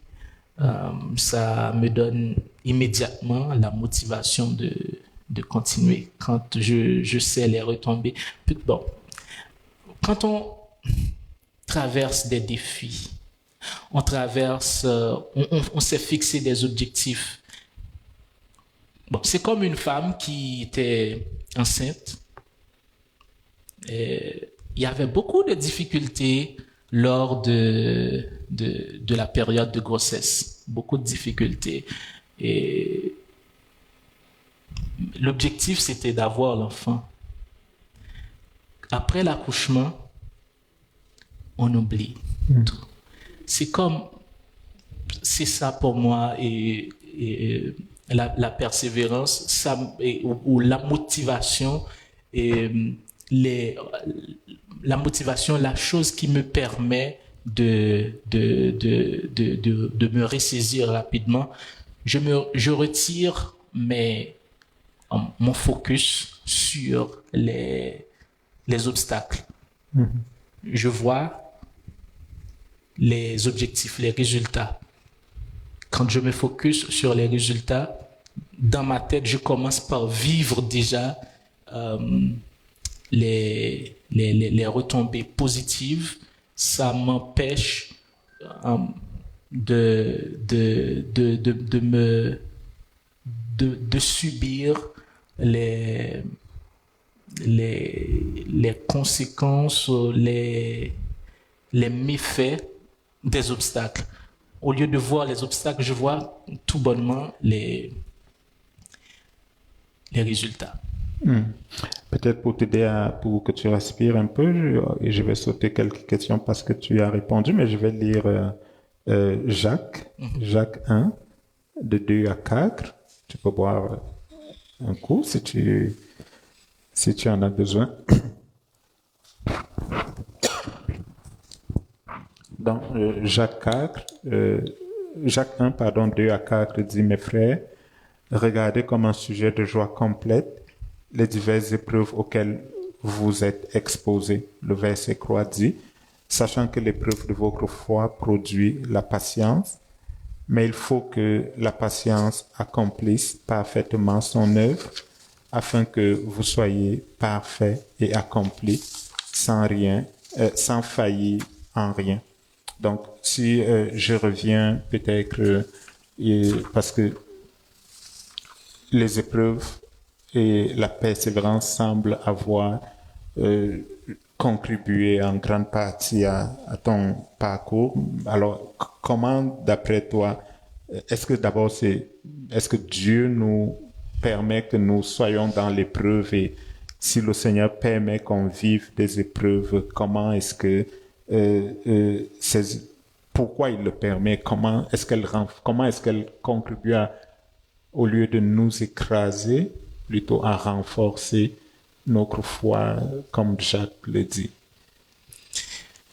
Ben, comme Jacques le dit, je pense que Dieu, il utilise les épreuves pour renforcer ma persévérance, mais je pense que c'est pour tout le monde, pour renforcer notre persévérance et nous mettant face à des situations où ma foi, ma patience, ma détermination sont mises à l'épreuve. Comme tu viens de lire dans Jacques, il souligne que l'épreuve de votre foi produit la persévérance. L'épreuve de notre foi produit la persévérance, et c'est précisément dans ces moments d'adversité que cette qualité essentielle se développe. Comme je le disais avant, les épreuves sont indispensables. Les épreuves sont indispensables. Péniel, les épreuves sont indispensables. Oui. Car sans elles, il n'y aurait rien à surmonter, et donc aucune occasion de renforcer cette persévérance. Et la persévérance, c'est cette force qui nous permet de surmonter les obstacles pour atteindre nos objectifs. Donc, sans défi, cette vertu resterait une idée abstraite, incapable de se manifester dans la réalité. Donc, la persévérance naît dans l'adversité. C'est en traversant des moments d'incertitude, de douleur ou de découragement que nous apprenons à nous relever, à tenir bon et à avancer malgré tout. Par exemple, dans ma vie, des situations comme les pressions sociales pour compromettre mes valeurs ou les difficultés rencontrées lors de ma maîtrise. Bon, je n'ai même pas parlé de cette situation. Parle-nous un peu brièvement de la difficulté lors de ta maîtrise, parce que tu as souvent évoqué ça dans tes réponses. Là. Ah oui, lors de ma maîtrise, c'était pas facile. De tes études de maîtrise, c'est bien ça? De maîtrise. À l'Université Laval. À Québec. Oui, okay. À Québec. Pour rédiger ma thèse, ma mémoire de sortie. C'était pas facile pour moi parce que, je ne savais pas. Mes autres collègues, ils n'ont pas pris ce professeur. Il y a un professeur qui était tellement exigeant, vraiment exigeant. À chaque travail, il demande de refaire. Certaines fois, on cherche les pourquoi. Il y a certaines fois, c'est fondé. On voit que c'est... Mais souvent, les demandes de révision n'étaient vraiment pas fondées. Et les étudiants qui étaient là avant moi, qui le connaît, ne voulaient pas travailler avec lui. Mais moi, je ne savais rien, donc Mais des nuits, j'ai passé des nuits de pleurs. Souvent, j'ai envie d'abandonner. J'avais envie d'abandonner parce que je ne pouvais vraiment pas satisfaire à ses exigences. C'était pas facile pour moi. Des nuits, des moments noirs. Oh, je me rappelle encore, c'était pas facile. C'était pas facile avec lui. Mais quand même, à chaque fois qu'il me demande de refaire, j'avais trouvé la force de reprendre. Et j'avais repris à plusieurs reprises. Et puis finalement, Dieu m'a permis de soutenir ma thèse avec excellence. Et j'étais fier de moi, hein? Parce que les autres étudiants qui ne voulaient pas travailler avec lui, moi j'ai réussi une grande chose. C'est un accomplissement. Un grand accomplissement. Je ne pense pas si c'était avec un autre professeur, j'aurais été aussi fier de ma réussite. Donc, c'est juste pour dire que avec cette épreuve-là, je sortais renforcé et je prends plaisir à... J'accomplis une chose qui est de valeur. Certaines fois, il y a des choses qu'on réalise, mais parce que ça a été un peu relativement facile, on ne donne pas... On ne donne pas la fierté, on ne se donne pas la fierté qui vient avec, ou on n'a pas l'idée d'avoir accompli une chose de valeur. Alors que je ne pense pas que les autres ont été aussi fiers que moi. Donc, c'est... Ouais, ils n'ont pas choisi un prof aussi difficile que toi, donc... mais si je le savais... Tu aurais fait autrement. Donc, c'est juste pour revenir, pour dire que les défis nous ont forgés et nous ont permis de nous surpasser et de réaliser des choses qu'on ne pensait pas pouvoir faire. De même, les épreuves sont là pour ça. Les épreuves n'ont pas l'objectif de nous briser. Mais les épreuves sont là pour nous permettre d'accomplir de grandes choses quand on persévère. Merci. Est-ce que tu te dis, avec moi-même, j'ai réussi, je suis fier? Ou quelle est la place que l'Église a eue dans ta capacité à persévérer, la communauté chrétienne est entourée? Est-ce que ça a une certaine importance ou c'est vraiment uniquement yes, il faut que je suis capable et c'est moi qui ai fait ça? Une très grande importance. La communauté chrétienne joue un rôle essentiel dans le soutien à la persévérance. Elle offre un espace de prière parce que certaines fois, par exemple, avec la prière matinale, si c'était pas la communauté, je doute que cette discipline de se lever à 6 heures pour prier,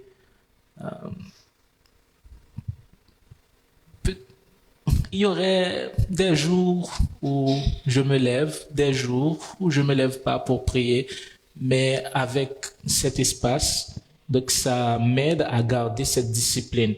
Donc ça nous encourage à prier et être entouré aussi de croyants qui partagent la même foi nous aide à rester ancrés et motivés.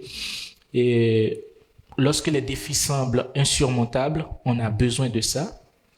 Ces relations me permettent de partager mes luttes. Par exemple,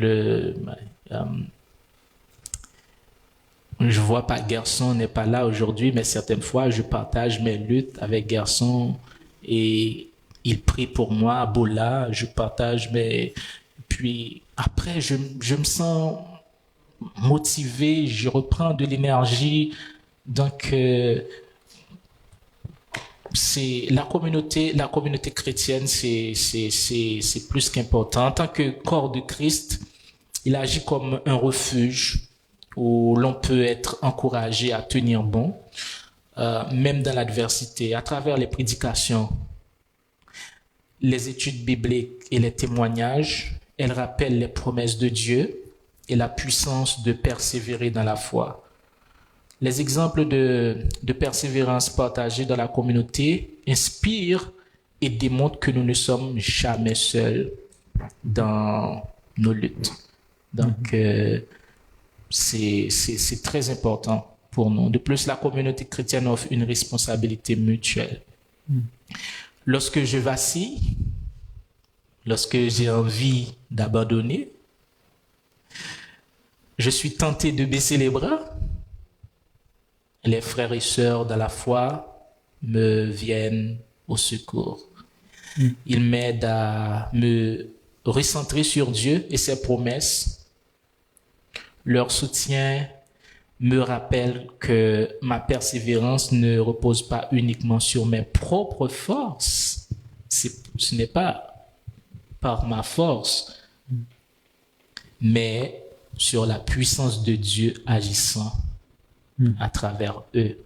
Donc, c'est juste pour dire que la communauté chrétienne a une grande importance dans la marche persévérante ou dans le développement de la persévérance.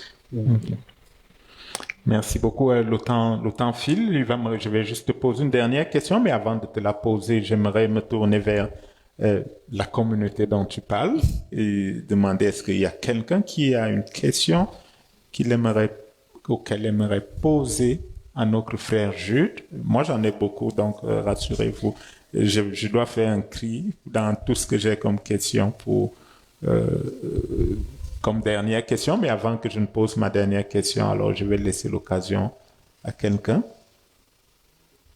Oh, je pense que j'ai vu Oui, peut-être oui. Peut-être qu'on va te donner le micro pour que ce soit ceux qui nous écoutent en ligne, qui soient capables de... Merci pour l'interview sur la persévérance. Merci, frère Jules.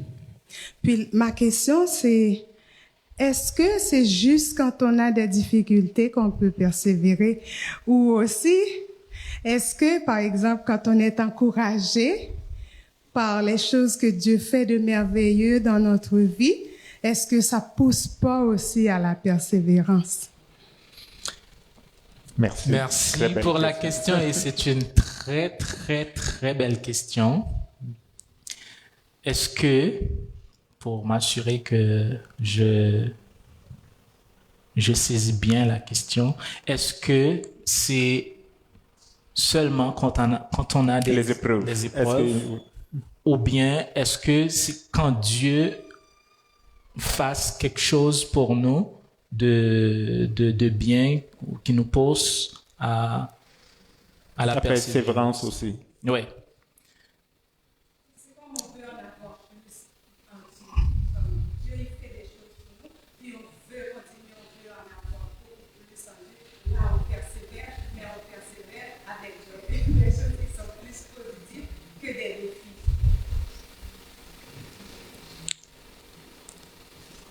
Donc, je pense que sa question, c'est à quel point est-ce que les victoires aussi nous font persévérer, j'imagine, les succès. En fait, oui, les succès nous font persévérer aussi parce que, mais il n'y avait pas de succès sans combat avant. Donc, mais à force de savoir, par exemple, qu'on avait basé sur notre expérience, on on avait réussi dans telle expérience. Et puis là maintenant, ça va nous permettre d'avoir encore plus envie d'avancer. Et quand on a la victoire, ça c'est sûr, quand on prend déjà le goût de la victoire et on sait que même on va pouvoir persévérer même sans épreuve.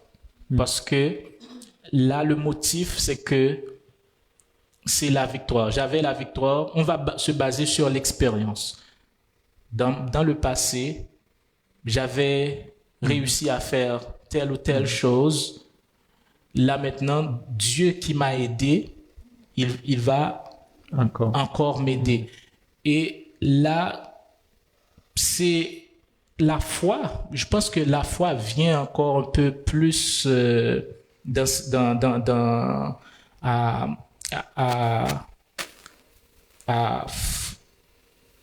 à pousser notre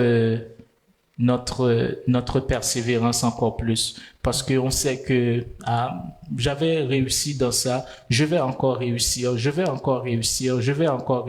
même s'il n'y a pas de difficulté, j'avance. Mais ça n'empêche pas pour moi de revenir et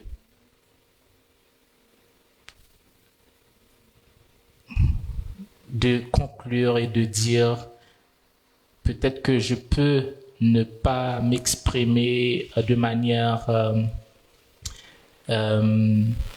cohérente sur ce point, mais pour moi, la foi, l'épreuve, il n'y a pas de persévérance sans épreuve, parce que pour avancer, la persévérance, c'est d'ailleurs, si je le dis de manière autrement, je vais contredire la définition de ce que j'avais donné.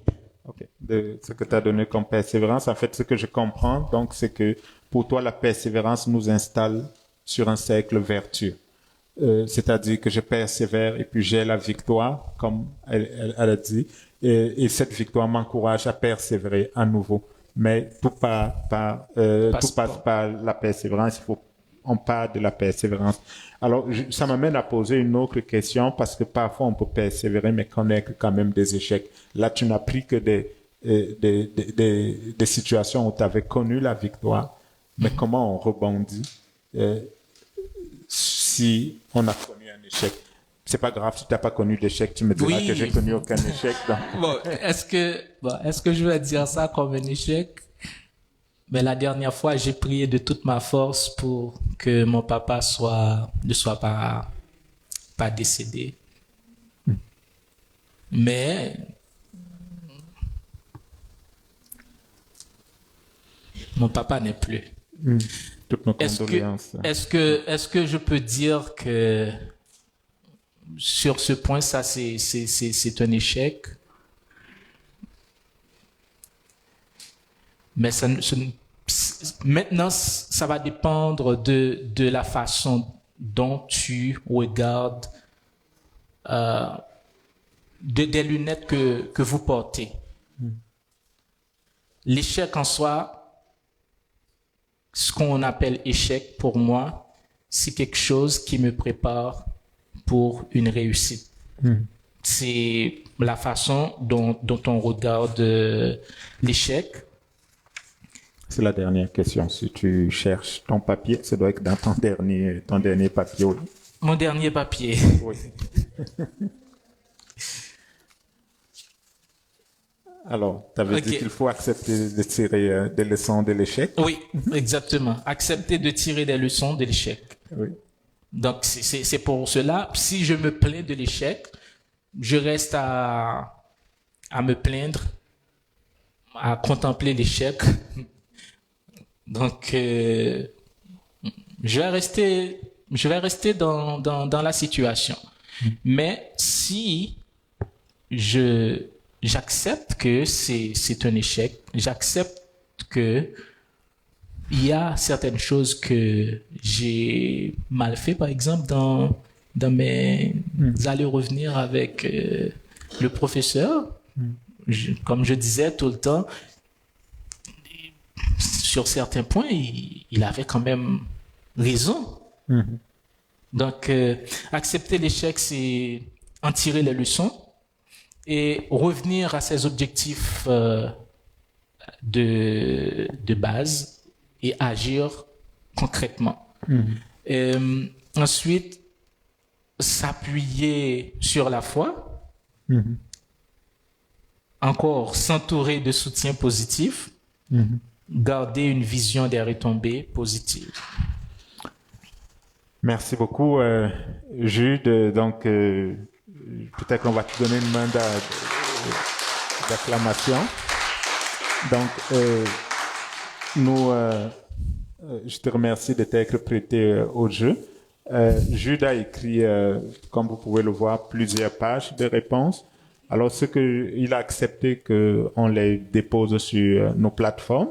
Donc, je les enverrai à Espérance et on le verra certainement sur WhatsApp. Pour les autres plateformes, je sais pas comment on va essayer de travailler avec le boss de ça, Veldoni et autres, pour voir ce qu'on est capable de faire, mais ça va être disponible pour ceux qui veulent lire en détail ces réponses très inspirantes. Donc, merci beaucoup, Jude.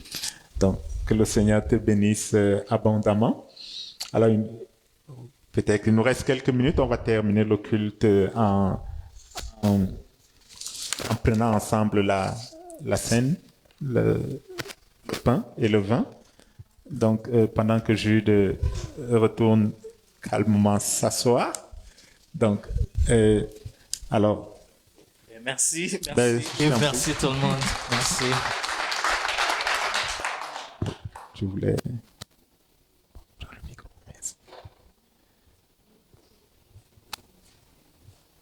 Amen. Notre sœur Liliane m'a dit qu'elle va voyager. On pourra prier pour elle, après la Sainte Seine. Oui, pendant qu'on prend la scène, et puis après, je peux rester pour clôturer, pour faire tout ça.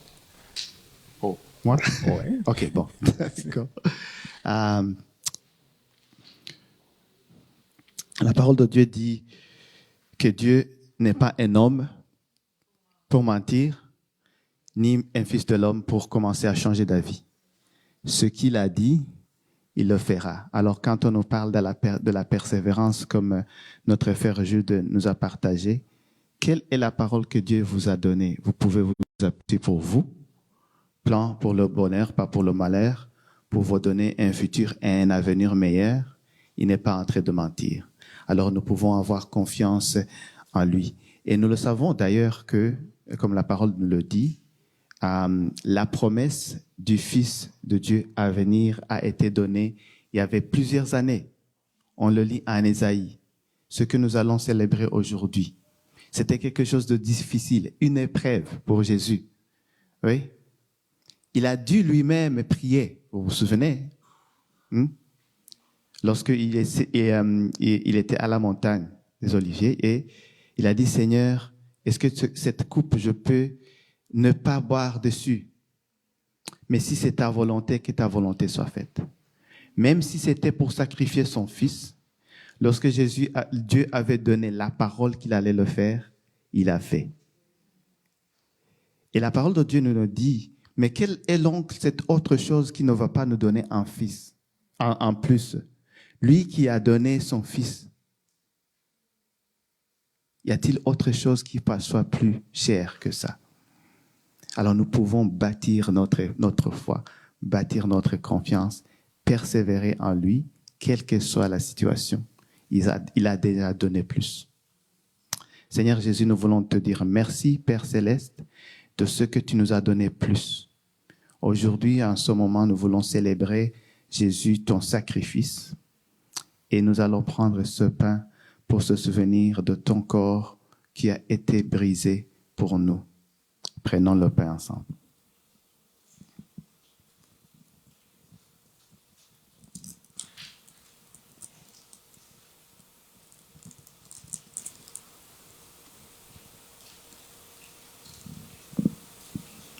Jésus, nous disons merci aussi. Merci pour le sang. Ta parole nous dit que sans l'effusion de sang, il n'y a pas de vie, il n'y a pas de rémission des péchés. Et nous savons donc que lorsque nous acceptons le sacrifice que tu as fait à la croix, ton sang qui a coulé efface tous nos péchés. Non pas pour excuser, non pas pour abuser de ta grâce, mais nous venons humblement pour te célébrer encore, dire merci, merci pour la croix, merci pour ton sang versé, Jésus. Alors nous prenons ce jus en nous souvenant encore une fois de ta mort et en déclarant ta mort jusqu'à ce que tu reviennes.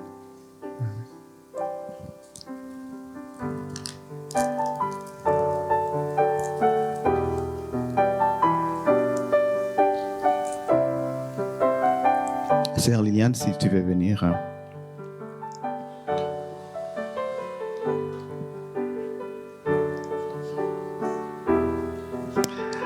Alors, pour ceux qui nous suivent en ligne, merci beaucoup, que Dieu vous bénisse et une bonne semaine. On va permettre à Liliane de partager un tout petit peu, puis on va prendre le temps de prier pour elle, pour son voyage.